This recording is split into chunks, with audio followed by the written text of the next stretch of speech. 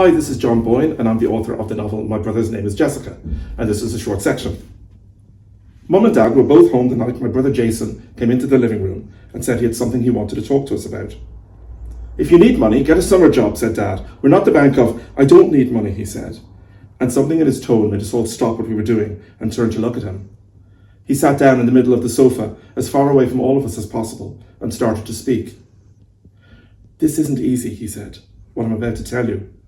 "Well, spit it out, Jason," said Dad. "We don't have all night." He swallowed, and I could see he was trembling a little.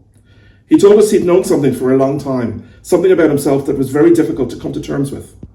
He told us he'd always felt it, ever since he was a small child, and he'd convinced himself it was something he would have to live with, because everybody would hate him if they knew the truth. But recently he'd started to think, perhaps he didn't have to lie to them. Maybe he could tell people, be honest with them, and maybe, just maybe, they'd understand. "You're going to say you're gay, aren't you?" asked Mum, putting a hand to her mouth, but my brother Jason shook his head. "No, it's not that," he said. "Is that Penny girl pregnant?" "You're not sick, are you?" I asked, suddenly frightened. "You're not dying?" "No," he said, "it's nothing like that. I'm fine." "Do you promise?" "I promise," he said. "I'm not sick, I'm not gay, and Penny's not pregnant." "Good," I said, and I felt myself growing upset at the idea of him having anything wrong with him. "Because you're the best brother in the world, you know that?" I could hear how sentimental that sounded, but I didn't care. Right at that moment, I just needed him to hear those words out loud. There was a long silence then, while he stared at the floor, but finally he looked up again and shook his head.